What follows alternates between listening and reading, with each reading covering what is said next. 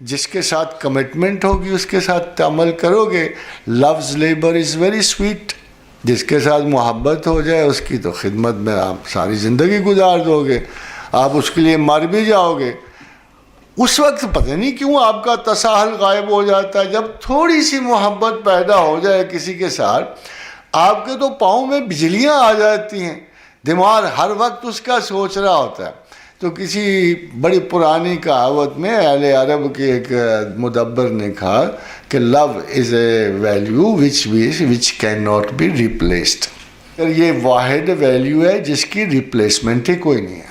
اب جب اس کی ریپلیسمنٹ ہی کوئی نہیں ہے, یہ ایک منفرد سا جذبہ جس میں پیدا ہو جائے, تو آپ سوچ سکتے ہو کہ پتہ نہیں انسان میں کیا ہے. آنیسٹلی ٹیلنگ, یہ میں نہیں آج تک سمجھ سکا کہ جس انسان سے محبت ہو جائے اس کو آپ دے دلا تو کچھ نہیں سکتے, دل کرتا اس کی خدمت کی جائے.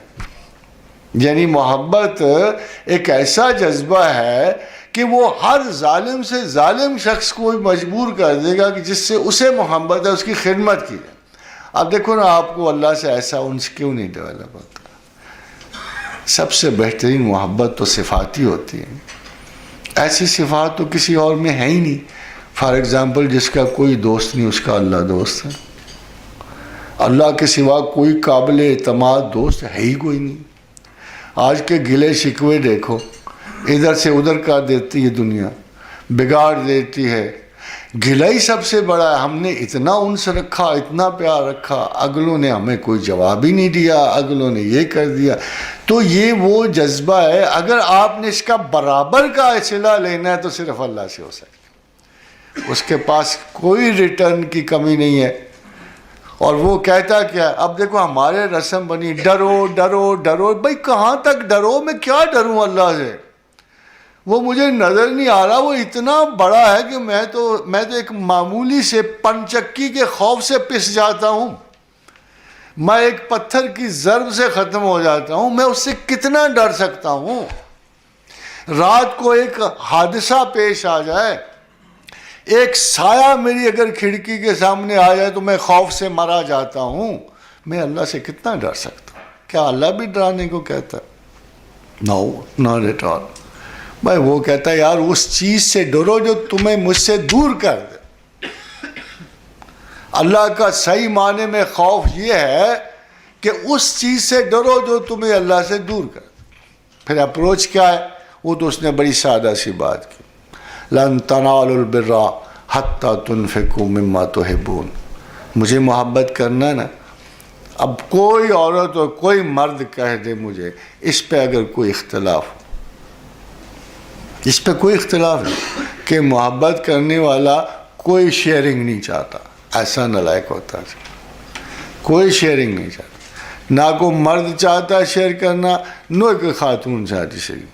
مگر جو شیئر کرے گا وہ اتنا بڑا عالی ظرف ہوگا, اتنا بڑا عالی ظرف ہوگا کہ وہ محبت کے اعلیٰ ترین مقامات تک چلا جائے گا. ہم اس کو نارمل لو افیئرز نہیں کہہ سکتے. جو برداشت کرے گا, جو سمیٹے گا, جو اس پوزیشن کے ایلیمنٹ کو اپنے سینے میں سمیٹ کے دوسروں کو الاؤنس دے گا, وہ تو بہت بڑا انسان, بہت بڑا مفکر, بڑا دانشور, خدا کا بہت بڑا بندہ ہوگا. اسی لیے آپ کو مسٹکس میں زیادہ ایکسیپٹنس نظر آتی ہے. اسی لیے جو بڑے بڑے صوفیان لوگ پوچھتے ہیں یہ دوسروں کو, ہر بندے کو قبول کیوں کر لیتے, یہ سیکٹیرین کیوں نہیں ہوتے, یہ ریلیجس مانیٹیرینز کیوں نہیں ہوتے, یہ سب کو کیوں قبول کر رہے؟ معین الدین کے بعد سکھ کیوں آتے ہیں, ہندو کیوں آتا ہے, مسلمان کیوں آتا ہے, شیعہ سنی کیوں آتا ہے؟ یہ حیران ہو جاتے ہیں. بھائی وجہ یہ ہے کہ وہ اپنی پوزیشن سے کچھ آگے بڑھ گئے, وہ اس کی رحمت بے کراں کو دیکھ.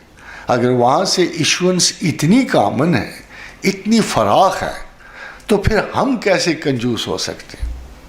وہ اسی لیے یہ جو اہل کفر کے بیچ میں بیٹھتے ہیں, یہ بڑے بڑے صوفیاء, وہ اپنے جبری طرز عمل سے کسی کو مسلمان نہیں کرتے.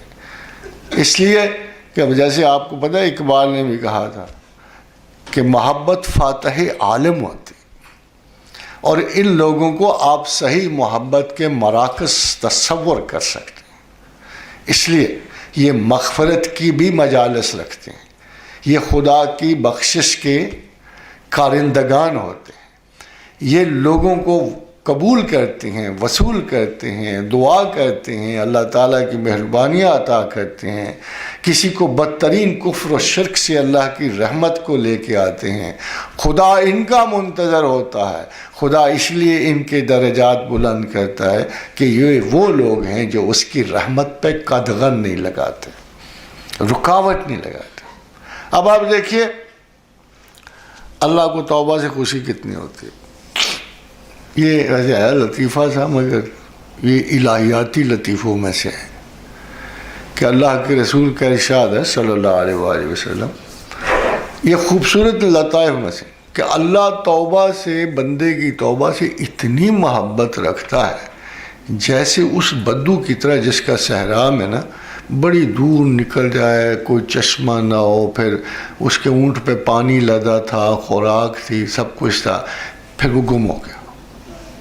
وہ صحرا کی وسعتوں میں اونٹ بھاگ گیا اس کو چھوڑ کے، اب وہ پاگلوں کی طرح اٹھا، اٹھ کے ادھر بھاگا ادھر بھاگا، نہ اونٹ ملا نہ پانی ملا، افلاس ملا، تھک ہار کے وہ سو گیا کہ اب موت کے سوا تو کوئی زندگی نہیں ہے، چلو ماری جاؤ۔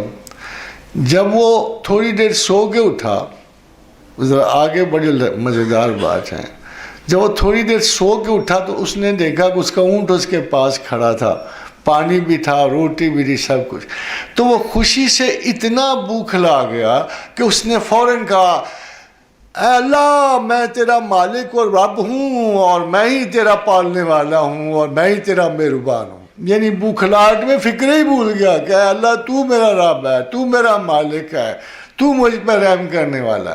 الٹا وہ یہ کہہ رہا تھا، اس کا خوشی کا یہ عالم ہو رہا تھا کہ اس نے کہا نہیں اے اللہ میں تیرا پروردگار ہوں اور میں نے تجھ پہ بڑا رحم کیا۔ یعنی یہ بوکھلاہٹ کا عالم ہوتا ہے اس خوشی میں۔ تو خدا اتنا خوش ہوتا ہے، اتنا خوش ہوتا ہے بندے کی توبہ پہ۔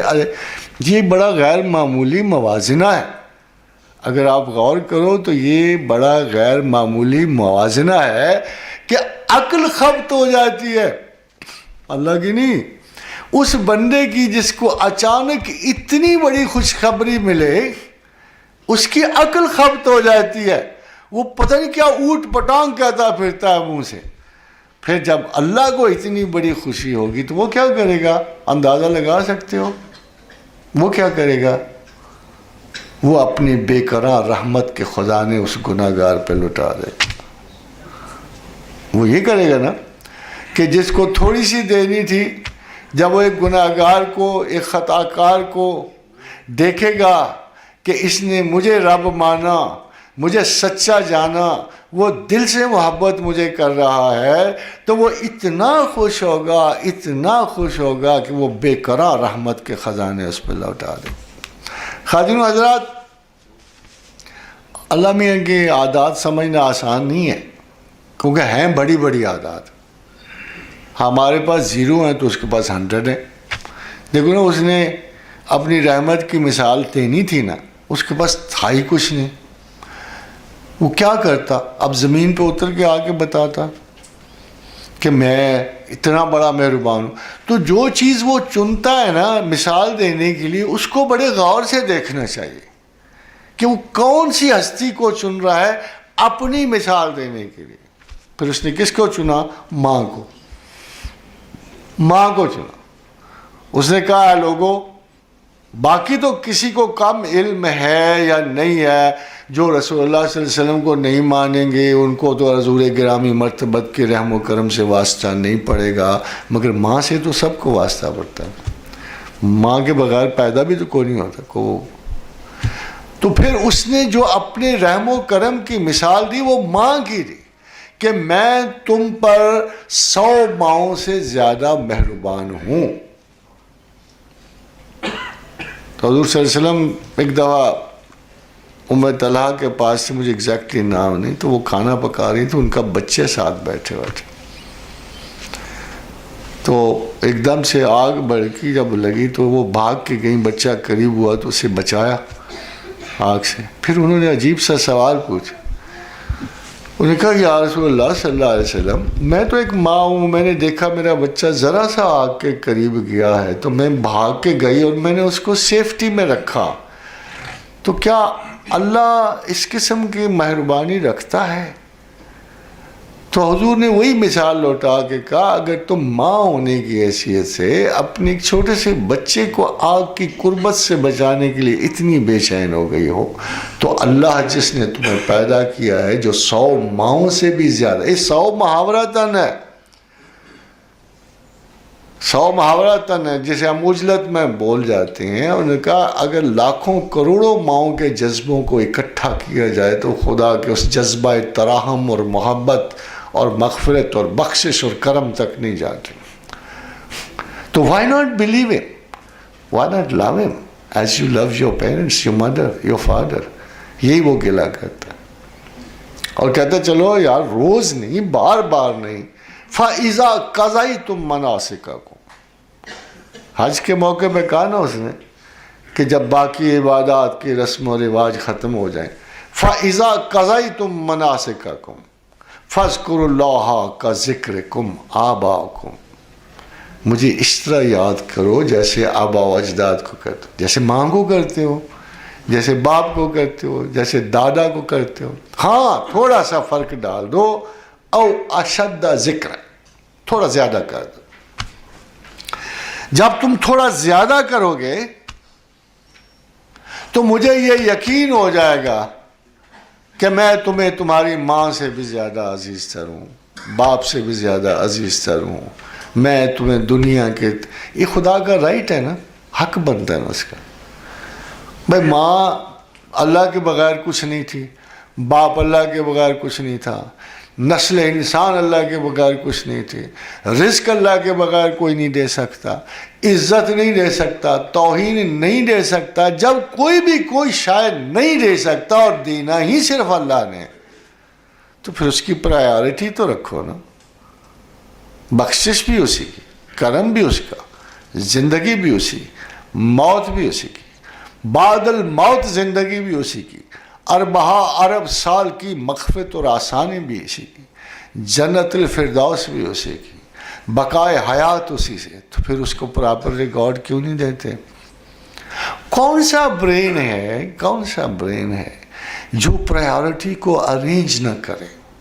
کون سا ایسا دماغ ہے جس سے یہ ناز ہے کہ وہ بہتر سوچتا ہے اور وہ ایمان رکھ نہ کرو تو ٹھیک ہے, اگر آپ خدا پہ یقین نہ کرو تو ٹھیک ہے, پھر تو آپ کی اپنی زندگی, اپنا انداز ہے, پھر آپ کو انصاف کا گلہ نہیں, کسی چیز کا کوئی گلہ نہیں. بھائی ایک شخص میرے پاس آتا ہے, کہتا ہے جی یہ اللہ انصاف نہیں کر رہا. میں کہتا تم اللہ کو مانتے ہو؟ اگر تم اللہ کو مانتے ہو تو پھر جا کے سمجھنے کی کوشش کرو وہ کیوں نہیں کر رہا, اور اگر اللہ کو نہیں مانتے ہو تمہارا کیا حق ہے اللہ پہ تانا دینے؟ جس چیز کو تم مانتے ہی نہیں اس کو تانا کیسے دے سکتے ہو؟ اگر کوئی کافر ہے, مشرک ہے, ایک نان بلیور ہے, جو آپ کے پاس دلیل یہ لا رہا ہے کہ I don't believe in God but he is not creating justice, okay then leave him alone, چھوڑ دو اس کو, پھر بتاؤ کہ کیوں نہیں انصاف ہو رہا. میری بات سمجھتے ہو نا؟ ایک تو وہ شخص ہے جو اللہ پہ یقین رکھتا ہے اور وہ سمجھتا ہے کہ قضاء و قدر کی وجہ سے حالات ہو رہے ہیں, اور وہ سمجھتا ہے کہ زمین انصاف کی جگہ نہیں بلکہ قیامت اور آخرت انصاف کی جگہ ہے. ایک وہ شخص ہے جو آپ سے آ کے کہتا ہے I don't believe in God. کیوں جی؟ سری لنکا میں ہزاروں لوگ بھوکے مر گئے, خدا ہوتا تو وہ بھوکے نہ مرتے. فلاں جگہ یہ ہو گیا, اگر خدا ہوتا. بھائی ان سے کہو گے you don't believe in God, پھر وجہ بتاؤ کیا. They have no right to say such a thing. ہاں اگر خدا پہ یقین ہے تو تم ریزن ڈھونڈنے کی کوشش کرو گے, اگر نہیں ہے تو you have no right to blame God in any way, in any case. اس لیے میں سمجھتا ہوں کہ انسان کو یہ پورے سے پورے خلوص کے ساتھ جس سے کمٹ کیا ہے تمہیں, جس اللہ کو تم نے مانا ہے, اس کا ریگارڈ کرنے.